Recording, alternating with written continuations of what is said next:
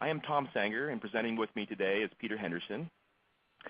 The objectives of the agenda are to interpret the federal and Arizona R&D tax credit requirements, identify activities that may be eligible for R&D tax credits, quantify the credit's potential benefits, describe the tax credit study and filing process, and to take any specific questions that you might have.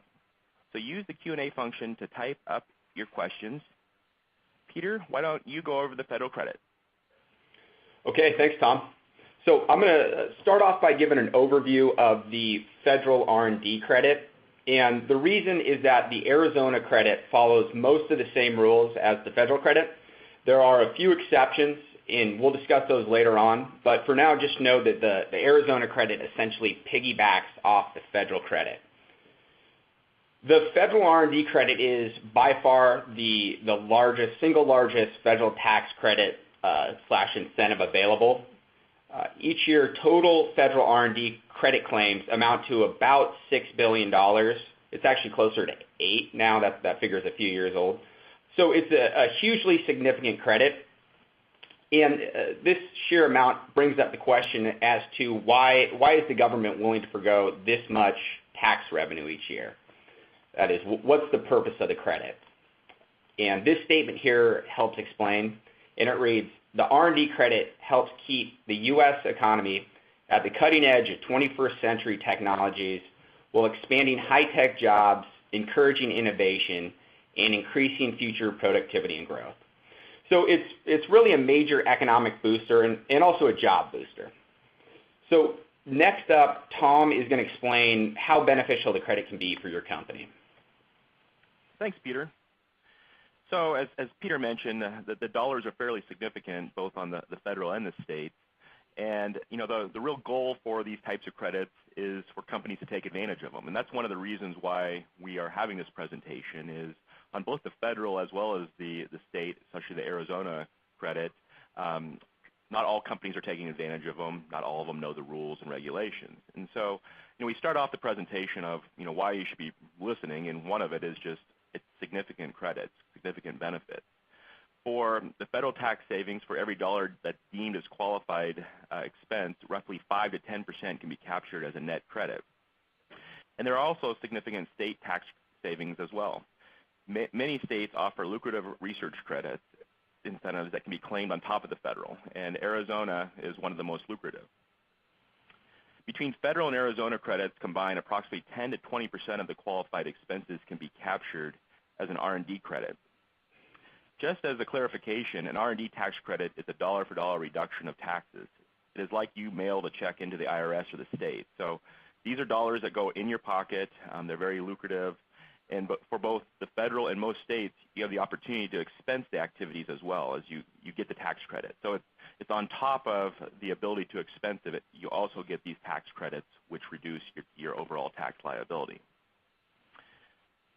The next slide just kind of goes into showing various industry groups and various amounts of credits that are out there. These are not exact clients, but it kind of shows you some hypothetical examples. And one thing you can really note is even though we show some revenues out there, the total taxes saved or the total tax R&D credits out there usually are in alignment with qualified expenditures, not qualified revenues. And so as we're going through there, we're looking to see which types of activities could qualify, which types of expenses. And we're going to go into that in a little bit greater detail in the future. In some cases, we're actually going back a number of years to capture the credit. And, so it could be a multiple year study to go back and see which credits we should have claimed in the prior years and really go back there and capture as much as we can. Pretty much any company in any industry can claim the credit if they are designing or developing new products or processes. And Peter will go into specific rules right off the bat. So Peter, why don't you explain that? Sure. Thanks, Tom. So I'm going to explain and discuss the types of activities that can qualify for the credit and really the definition of research and development or R&D per the tax code. And it's important to note that the tax definition of R&D is a lot more, it's a lot different than book or GAAP R&D, which most of you are probably more familiar with. The tax definition of R&D is much, much more expansive and much more encompassing than book or GAAP R&D.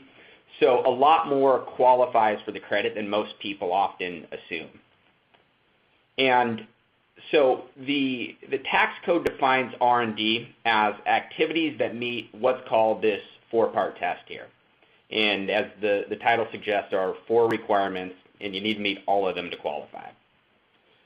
So those requirements are the activities must first be technological in nature. Second, they must be conducted for a qualified purpose. Third, they must involve technical uncertainty. And finally, they must involve a process of experimentation. And so I'll walk you through each of these in more detail. So again, the first requirement is that the activities need to be technological in nature, which means that they must rely on the hard sciences.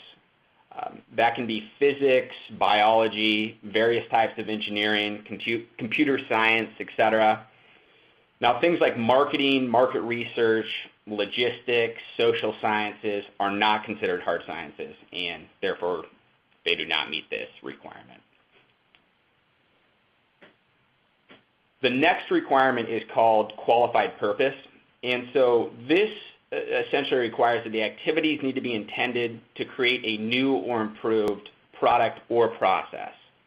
So if it's an entirely new product, then you've met the requirement.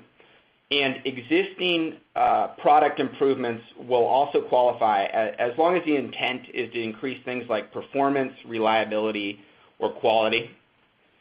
And in addition to product development, manufacturing process development and process improvements can also qualify to the extent that they meet the other criteria. The next requirement is that the activities need to involve some element of technical uncertainty. And this essentially requires the activities need to be intended to overcome some uncertainty concerning either the capability, the method, or the appropriate design of the product or process.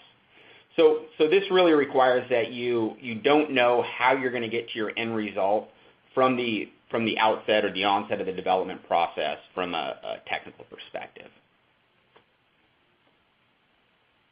The fourth and final requirement is called process of experimentation, and this requires that you need to be evaluating different design alternatives or hypotheses in order to eliminate that technical uncertainty that I mentioned in the last requirement. So that concludes the 4-part test, and just remember that if an activity meets these 4 requirements, then the associated expenditures will qualify for the credit. So let's see, next up, Tom's going to explain the specific types of expenditures that can qualify.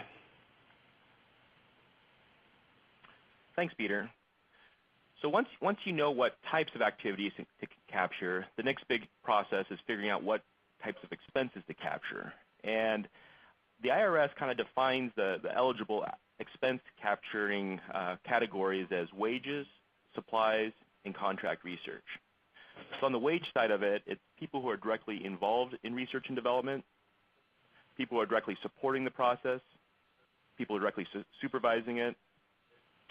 And if a person is doing 80% or more in the R&D, then the IRS or the states say, hey, that person is R&D eligible person, just capture 100%. If they're doing less than that, then we would capture basically their percentage of when they're working, what percentage they're doing for research eligible activity. So basically meeting the 4-part test. And as we go through there, some people are say 5%, and other people could be 65, and others are 100% or 80% or greater. The next category is supplies, and those are supplies that are used in the research and development process. They are for materials that are used up in the process to prove out, to resolve that uncertainty through that process of experimentation. And the third category is contract research. And contract research is for those that are basically acting as research eligible employees, but they are not an employee. They're outside of the company. They're contractors. And so those are the three categories that we can capture. And one big question that usually comes up are, can we capture overhead or rent, or we're going to purchase some computers or other testing equipment? And the answer is no. It only falls under those three categories of wages, supplies, and contract research.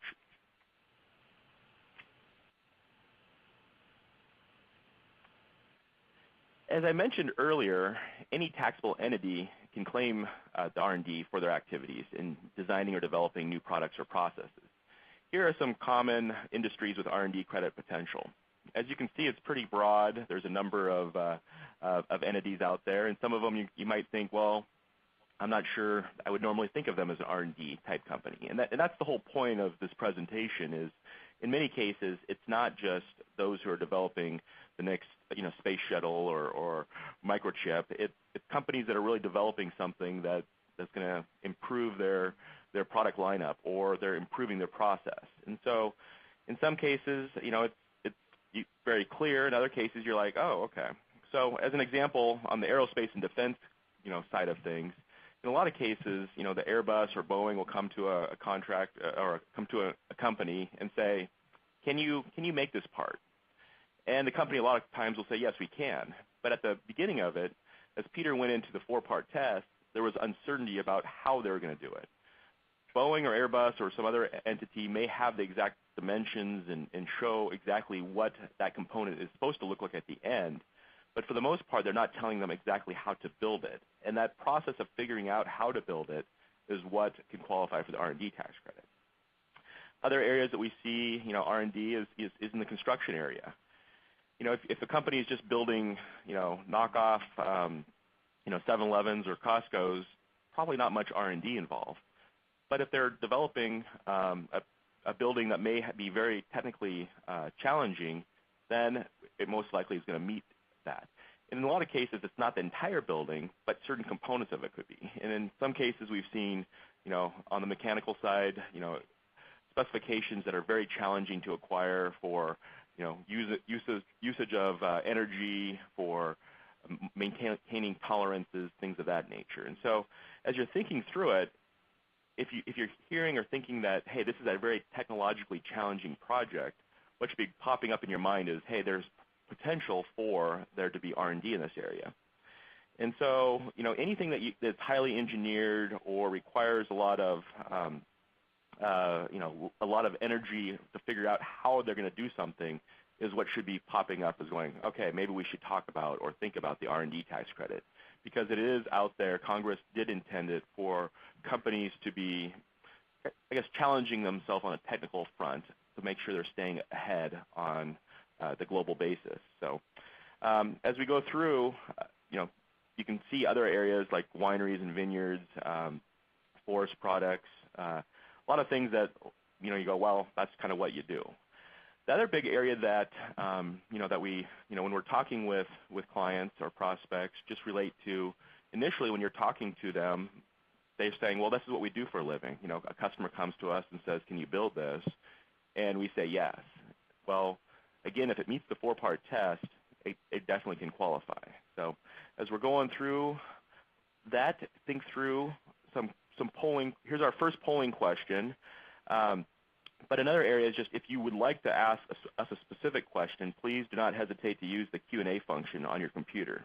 As noted earlier, the polling questions are important for those that want the CPE. They are not meant to be challenging. They're just meant to show that you were attending this presentation. So as we're going through it, we can see kind of where we're at here. Give it a few minutes, or a few seconds, I mean.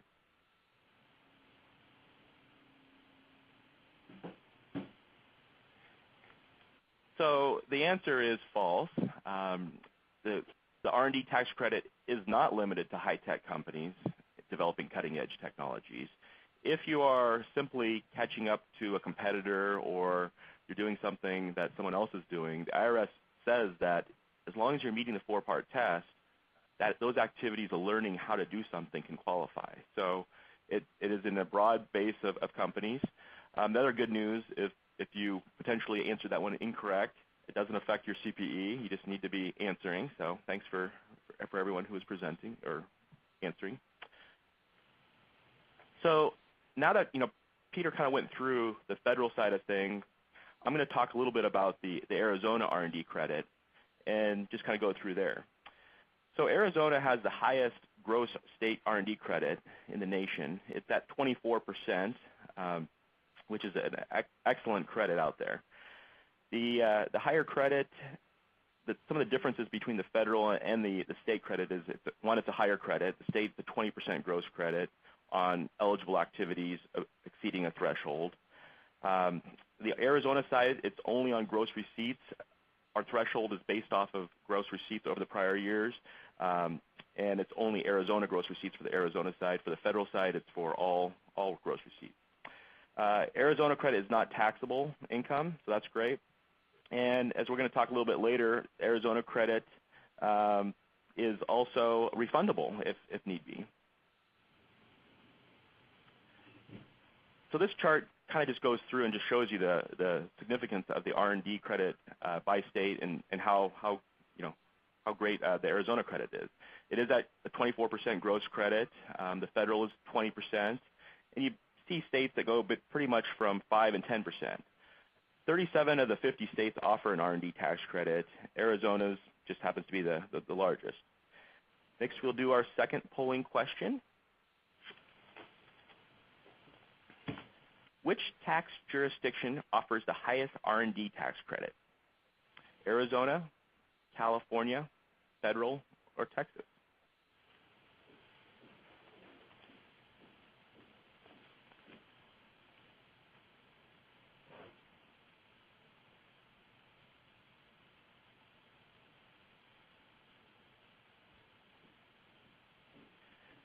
So when I was doing a presentation, or when I was attending a presentation, sometimes I did not push submit. So make sure you do mark your answer and then press submit as well to make sure that you are getting credit for your answers. All right. Well, we had about 3/4 of the folks that did the right answer. The Arizona credit is the highest R&D tax credit. The couple said California, and a couple said federal, and Texas was there as well. So the answer is Arizona. It's at 24% for the gross credit, which compares to the next highest is 20%, which is the federal credit. So it is an excellent credit out there.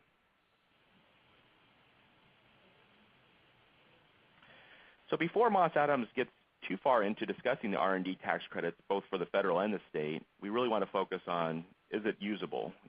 Are these credits, are they going to be usable in the near term, or when will they be usable? On the state side of things, Arizona has a credit that can be carried forward for 15 years. And so if you can't use it immediately, you can carry it forward for 15 years.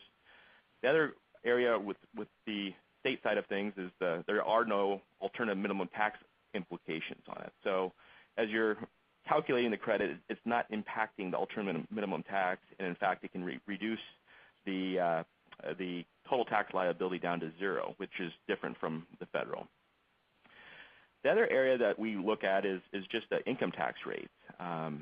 Arizona has fairly low income tax rates when it's compared to the R&D tax credit, and so in a lot of cases, for personal, it's 4.54%. Corporate was 6.968% for 2013, 6.5% for 2014. It's dropping to 6%, and then 5.5%, and then 4.9%. So one of the areas that we're going to be looking at is just, with the lower tax rates, how is it going to impact the usability of these credits, and usability in a fairly short period of time. And one of the great things is if we see that they aren't usable in a reasonable amount of time, there is the ability to get a refundable credit. And next, Peter is going to go through that. All right. Thanks, Tom. So usability is a good transition into the refundable credit topic. And as Tom just mentioned, Arizona's high R&D credit rate, and its fairly low corporate and personal tax rate frequently will cause companies to generate R&D credits that exceed their tax liability for the year. So in such cases, these companies would first use the R&D credit amount to completely eliminate their Arizona tax liability, and then they'd still have some excess R&D credit left over. So the question becomes, what do they do with that excess credit? And in the case, so the federal credit rules and the rules of virtually any other state with an R&D credit would require them to carry the benefit forward to offset future taxes. And this means that it could be years before the company can actually utilize that excess credit amount. And so most companies want to use this benefit as soon as possible, of course, ideally now. And this refundable aspect of the Arizona credit allows certain companies to do that. So it essentially gives companies the option to receive the benefit in the form of an immediate cash payment at a reduced amount opposed to carrying the full amount forward. Now, this refundable option is only available to companies with fewer than 150 full-time equivalent employees. And the concept of a full-time equivalent employee is pretty simple. Basically, 2 half-time employees working 20 hours a week would equal 1 full-time equivalent employee, or 4 employees working 10 hours a week would also equal 1 full-time equivalent employee, and so on. And just to be clear, companies with over 150 full-time equivalent employees can still claim the regular credit and use it to reduce their tax liability, but they just can't elect to receive a cash refund for any excess credit over their tax liability. So again, there's no restriction on the regular non-refundable credit. So this incentive, it's somewhat unconventional. The refundable incentive is somewhat unconventional in that it's actually administered by the Arizona Commerce Authority. We'll call it the ACA. And it's not administered by the Arizona Department of Revenue, like most tax credits are. And we'll explain how that works a few slides later. But one important thing is that there's a significant catch to this refundable incentive, which is that total refundable payments are capped at $5 million per year. And that $5 million pool it's administered on a first-come, first-served basis until it's gone. So they really only have $5 million to shell out each year in total. And it's also important to note that there is no cap on each company's per claim amount. It's just a total cap. Total funds cannot exceed $5 million per year. So theoretically, one company could come in and claim that entire $5 million if somehow their credit was that big and they were in losses that significant. But that wouldn't happen. But just note that it is there is a lot of uncertainty on how quickly this credit, this $5 million reserve will go. So there has been an effort to increase this annual cap. Last year, the House passed a bill to have the cap increased to $10 million and then $15 million next year. But unfortunately, it got vetoed by the governor. So hopefully they'll try to increase that cap again. But until they do so, it'll definitely be critical to submit these refundable claims as early as possible before that $5 million runs out. And last year, that $5 million pot ran out very quickly. It was completely gone by mid to late February. And one of our contacts at the ACA told us that there were about 80 companies which got a piece of that $5 million last year. So that means that the average refund amount was about $65,000 per company, which isn't bad for taxes they never paid or never owed. And we'll go into the timing a bit more a bit later on. So this next slide just shows a visual representation of what we talked about regarding the refundable credit option. And it specifically shows how that excess amount of credit can be treated. and that's the portion that's left over after a company reduces their tax liability to zero. So the first question that you've got to ask is, does your company have fewer than 150 full-time equivalent employees?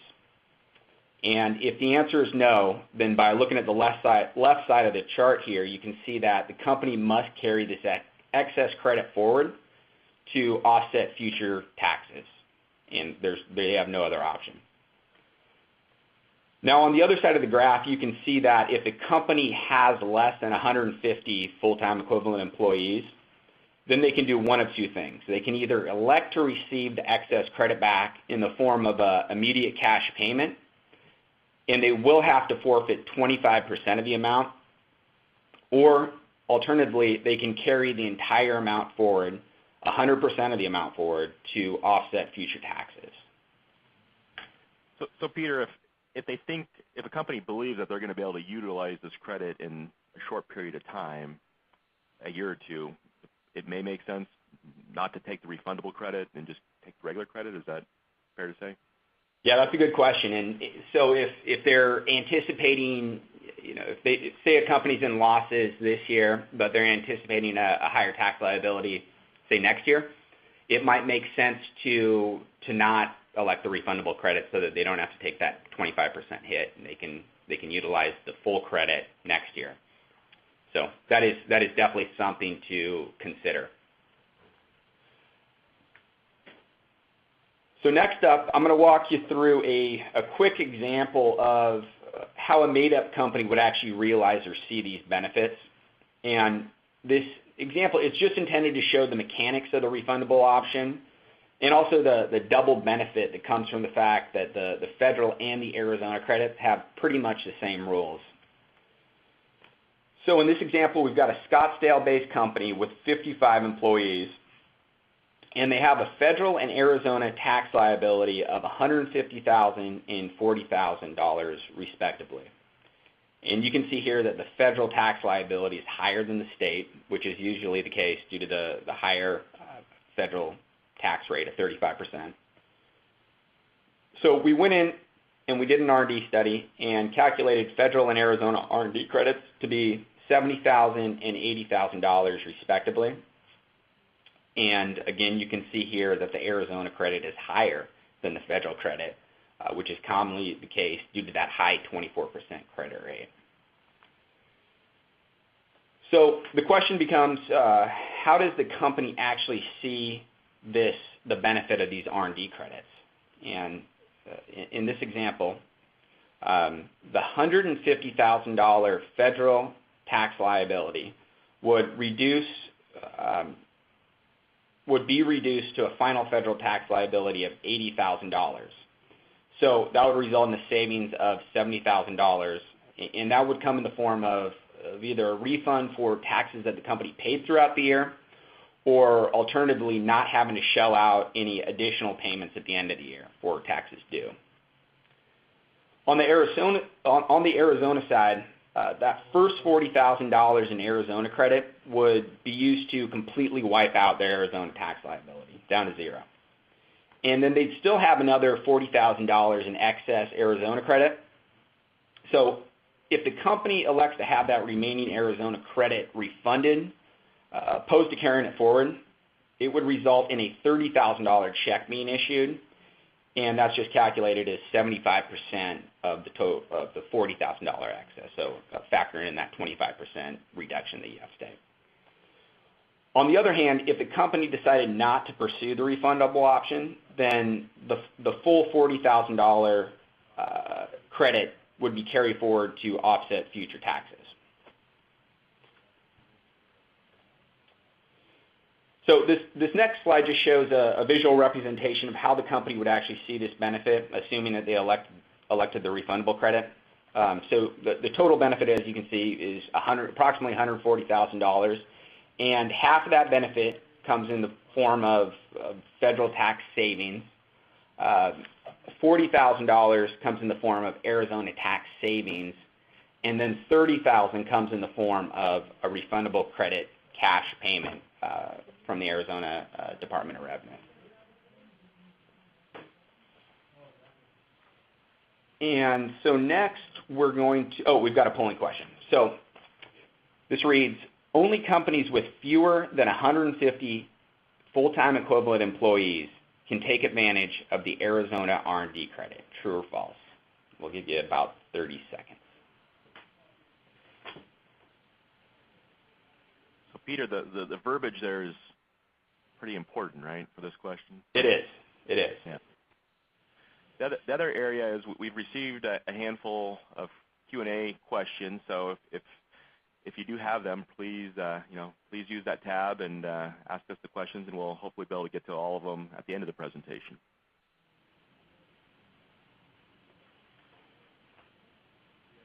All right, so that's about 30 seconds. So we will check out the answers here. And it looks like about 22% chose true, and 77% chose false. So the answer is, in fact, false. And it's kind of a trick question here, because the key is to remember that there is no restriction on the regular non-refundable Arizona credit. There's no limitation of 150 full-time equivalent employees. It's just that refundable election where you're limited to 150 or fewer full-time equivalent employees.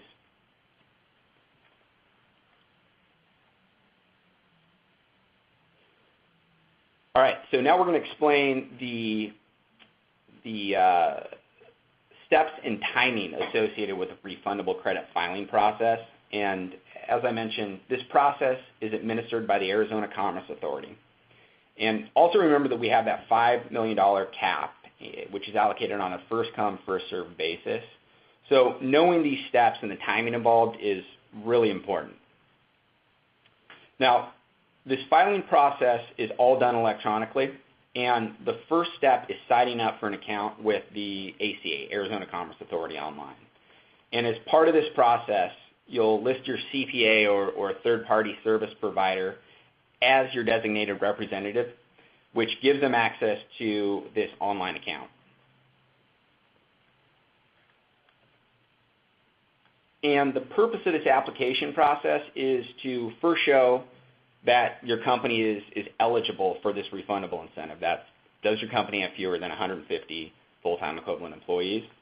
And the second purpose is to get pre-approval for the maximum amount that you'll be eligible to be refunded. And so calculating that amount requires that you provide a fully completed Arizona R&D tax credit calculation form, and that's what's called Arizona Form 308 or 308I for individuals. So that means that you need to get you need to have an R&D credit study started as early as possible, because you can't file that application with the ACA until the calculation is complete. And in addition to the R&D credit calculation, you need to include a reasonable estimate of your company's Arizona tax liability for the year, and that's before credits. So the reason you need that is that the total R&D credit amount minus your tax liability is going to equal that amount that you'll be eligible to get refunded, or actually 75% of that amount will be what you might be eligible to get refunded. So it's really important to note that you don't need to file your tax return at this point. You file your tax return at the same time that you normally would. So just to be clear, no, this does not require filing an early tax return. And so once this application is submitted and approved by the ACA, they'll give you what's called a certificate of qualification, assuming that you've filed everything correctly before that $5 million is depleted. And this certificate, it basically secures your ability to receive a refund once you file your taxes. So you'll hold on to this certificate of qualification, and then when it comes time to file your taxes with the Department of Revenue, you simply include this certificate and file it with the Department of Revenue with your return, and they'll process it. So without this certificate of qualification, there's no chance of getting any kind of a refund. So next up, Final step, as you might expect, is just wait for approval from the ACA. Well, not the final step, but actual final step is, as I mentioned, when it comes time to file your taxes with the Department of Revenue, you include that certificate of qualification with your tax return. And so next up, Tom is going to talk about the timing involved.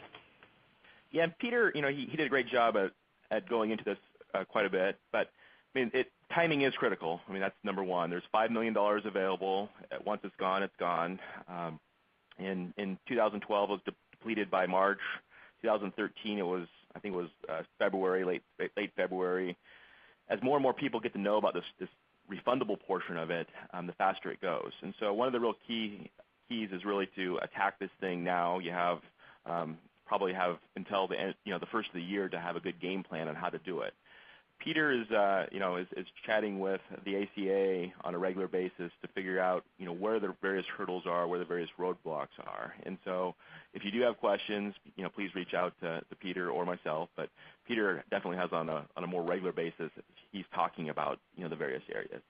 The big areas that are causing filings to be rejected, I guess, is just the missing support or the documentation, and how the completed, how the Arizona Form 308 is completed is really important. And a lot of times it's done incorrectly or it's missing information. And so, going through and making sure you're attacking this. And so we have worked with a number of other CPAs in the area just to do this refundable R&D credit as well as the federal and the state R&D credits. And so if you do have questions, and if your CPA does not deal with this on a regular basis, don't hesitate to reach out to us. We'd love to help you out. There's some real great,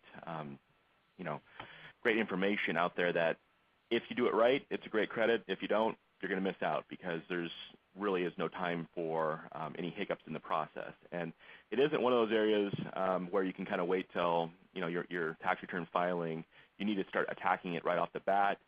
And then when you're doing, when you're getting your final answer, you can file, when your tax return is due in, say, September or October.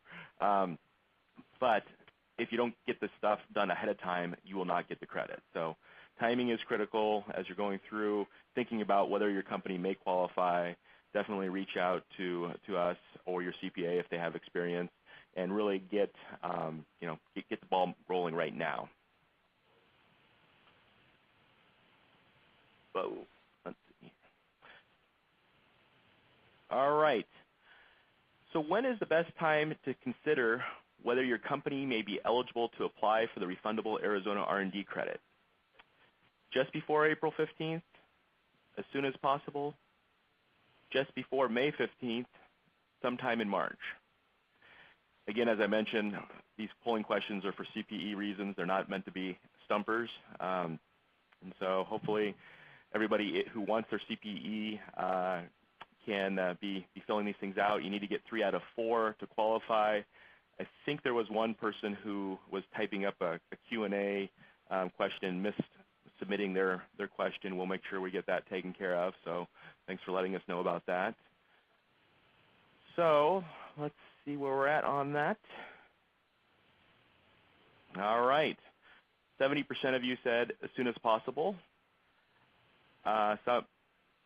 And the next biggest one was 25% said sometime in March. If you are going for the refundable credit, I think if you wait until March, you're probably not going to get it. It appears like we keep getting faster and faster. Last year, it was gone. I think it was early March or late February. So if you want to get this credit, we need to start attacking it right now. When you finalize your tax return, it can definitely be later on after your extensions and everything else. But if you don't have the forms to attach to it, your refund credit will be rejected. So next, Peter is going to talk about successfully claiming the credit. All right, thanks, Tom. So I'm going to talk about successfully claiming the credit and also kind of explain the value of an R&D study in general. And An R&D study involves engaging a third-party CPA firm, such as Moss Adams, to come in and analyze your R&D activities, and also calculate the credits, and then finally to collect and create documentation to support the credits being claimed. And there are really three key advantages to having an R&D study performed. First being that the ability to maximize your credit. And as we mentioned earlier, book or GAAP R&D is not the same as R&D for the purposes of the tax credit. And again, the tax credit, it has a much more expansive definition of R&D, and that's, again, the four-part test that we discussed. So this ability to maximize your credits requires much more than just knowing the relevant tax code. And the section of the code dealing with R&D credits, which is Section 41, it's notoriously confusing and provides very gray and unintuitive guidance. So to maximize your credit, it really requires extensive experience analyzing companies and knowing where qualified expenditures lie within these companies. So just make sure to choose a CPA firm that does have lots of experience, ideally a dedicated R&D group. Let me go back. Sorry. The second key advantage of an R&D study is minimizing risk. And this really goes hand in hand with the concept of maximizing your credit. It's one thing just to maximize your credit by throwing a large number on your return without much support, but that'll greatly increase exposure of the credit and really the entire tax return in general.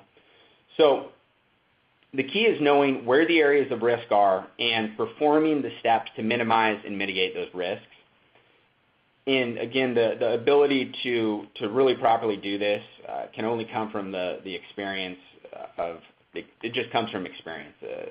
And again, ideally, choosing somebody that is a dedicated third-party consultant is the best approach.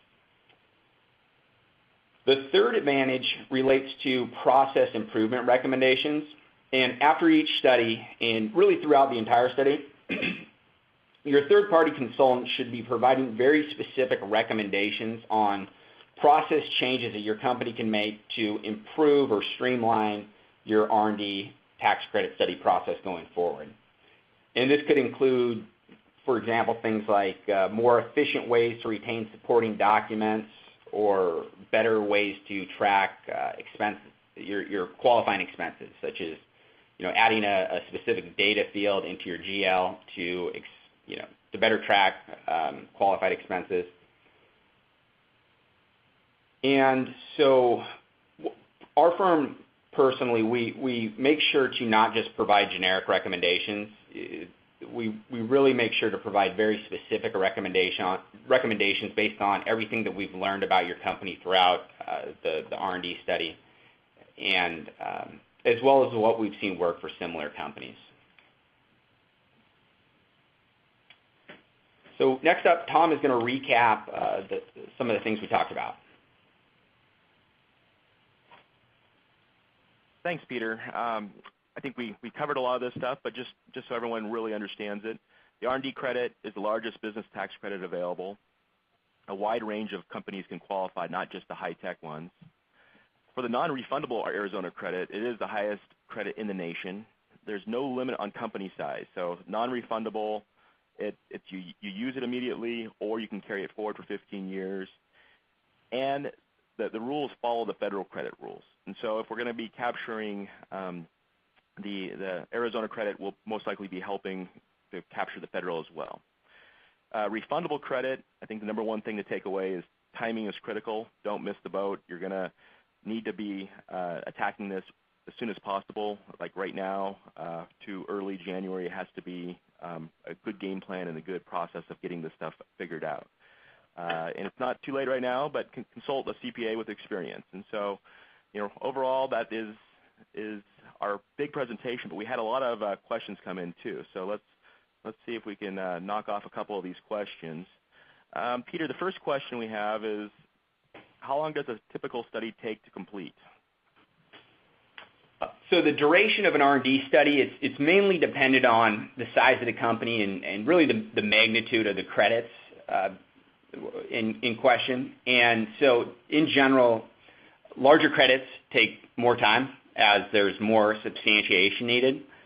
So small credits commonly take anywhere from, they can a week or less, and large multi-million-dollar credits, multi-year studies can take a few months to complete. So it really depends, and the most significant factor is going to be the size of the company and the size of the credits.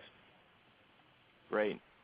The second question came in, I think it was from a slide that your example regarding why the Arizona credit was $80,000, the Fed was $70,000, what makes up the $10,000 difference? And I think the answer just relates to, one, it was just an example, but two, that the Arizona credit is at 24%, where the federal credit is only 20% for the gross credits.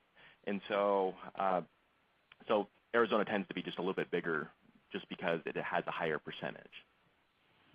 Yeah, and we also have to factor in that 25% hit. So in our example, it was showing if they were to have elected the refundable credit. So I think that $40,000 excess credit it basically was converted to a $30,000 cash refund after they factored in that 25% reduction that's required. Nope. Very good. Yeah, I think I missed that part. The next question, maybe for you, Peter, is regarding the $5 million refundable. Is it federal or Arizona? There is, for federal purposes, there is no refundable option. So you can only use the federal credit to reduce your tax liability. And you can't go below zero. So the $5 million cap is only related to the Arizona refundable credit. Again, Arizona is very unique in that it does offer this refundable election. No other states have R&D credits that you can elect to receive in the form of a refundable payment. So to answer the question, only relates to Arizona. Great. The other one I'll try is, how much time and involvement is required of our staff? And I think Peter hit on it kind of the same as this one. Is it really depends on company to company and the magnitude of the credits involved and the activities involved. But for the most part, after we're done with the study, the staff are pleasantly surprised that their time was not too significant. Typically, we're interviewing and doing work with them on an individual basis on a few hours per person. So it's not one person's being taken offline for a significant amount of time. We tend to spread it out because we need to know the various activities and really document what's going on. It tends not to be all at the CFO or controller or accounting level. It really is an operations-based credit. And so as we're doing this, we are talking with those who are doing the activities. So, but it tends to be it doesn't slow down the process of the company continuing to do their work. So that's what we keep getting here back. Peter, I got one for you. It says the 150 FTE cap, is that based on headcount at the end of the year, beginning of the year, or an average during the year? That's a good question. It's as of the end of the year. So December 31st, your headcount at December 31st is the threshold. So. Okay. Here's another one. I'm not exactly sure how to respond to it, but the question is, do you have a California booklet that you could send? We definitely have a lot of our information on the rules. Again, California follows closer to the federal. It's a different percentage. And it's probably best if they can reach out to Peter or myself, and we can kind of walk through what they're looking for. We can definitely get them information to help out in that regard. The other one is, can I calculate the credit myself? Why or why not? And I think that's a great question, and I think Peter might have mentioned it a little earlier as well. But basically, companies can do it. What we see is when they do it, they tend to be missing out on a lot of eligible activities, and they may not be capturing everything that can be done. we know what the various states are looking for. We know what the various, what the IRS is looking for as well. So we put together some information to do it. But we are working hand in hand with the various companies. And in some cases, we've done a study for the first time around, kind of set up some of the processes, and the companies have kind of taken over from there. But then they've kind of talk to us about the changes. One big area with the R&D tax credit is the law is really defined by court cases and other means, and those tend to occur on a regular basis. In some cases, 4 or 5 or 6 times throughout the year. And so, what you did, a year or two ago may not be as relevant as what you should be doing today. And then here's another question. Peter, is there anything I can do throughout the year to make next year's study go smoothly? That is a great question, and the answer is yes. So the main thing that you want to start doing is, first off, making sure to retain documentation related to the projects or activities for which you'll be claiming the credit. And so any type of documentation that supports that the activities or the project in question meet that 4-part test, mainly the technical uncertainty and process of experimentation requirements. So it can be emails, technical reports, CAD drawings. There's really no specific documents that are deemed adequate support. It's really whatever your company produces and generates on a regular basis that, again, does support that the activities meet that 4-part test. The other aspect to start thinking about now is to try to identify and track who's working on what. So if there's a specific R&D project in question that you'll likely be claiming the credit for, make sure to start tracking who is working on that project. We find that when we go back, when we don't have project tracking data, which is commonly the case, when we go back and try to identify who is working on that project after the fact, it becomes a lot more difficult to identify everybody involved, and we commonly find that we essentially leave a lot of stuff on the table, just due to the fact that people have a tendency to forget who exactly worked on the project. So, and I think that's really important too with people, because we can capture people who are directly supporting it, directly supervising it. Sometimes those people get really left behind.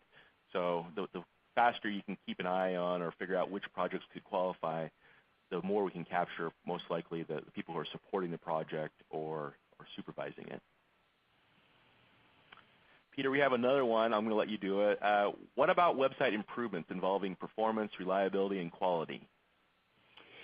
That's a good question. So this is kind of a tricky question in that it depends what. Yeah, thanks. It depends what we're talking about when we say website. So if it's just a standard company website for marketing purposes, where individuals can go to check out your product offering,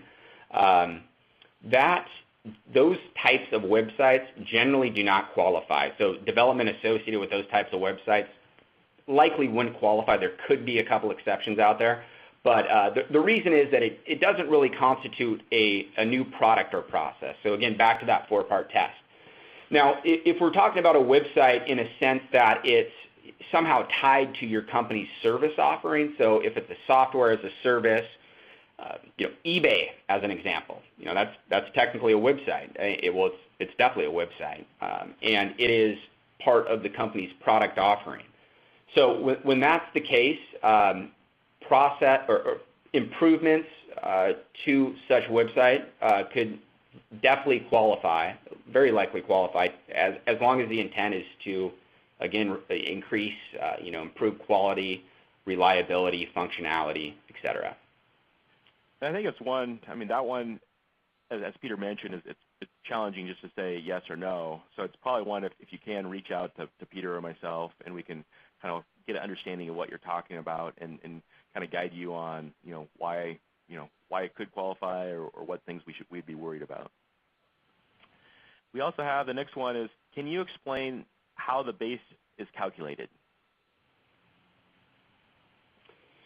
Do you want me to try to attempt that, Tom? That can be a fairly complicated question.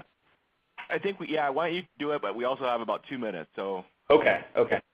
There's two general methods for calculating the credit.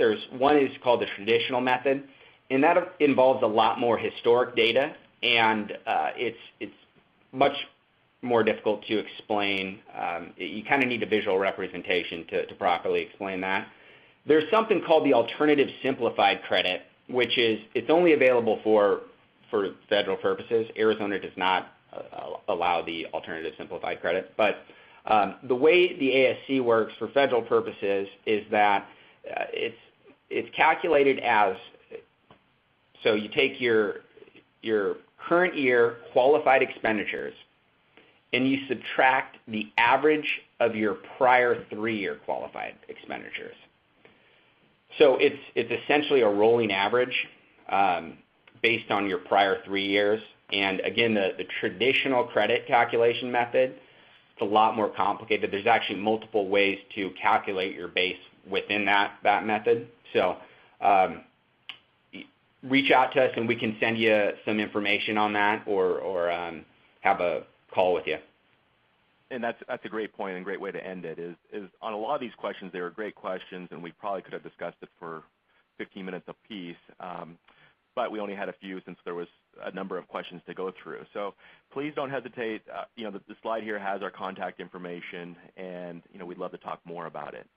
Last thing before we end this thing is we love to get feedback from you on our presentations. If you can click on the SurveyMonkey, and it only takes a few minutes to basically say, was it meaningful? Was it too fast, too slow, et cetera, et cetera. So we do appreciate any information you have and really do appreciate your time. So thanks everyone for joining us.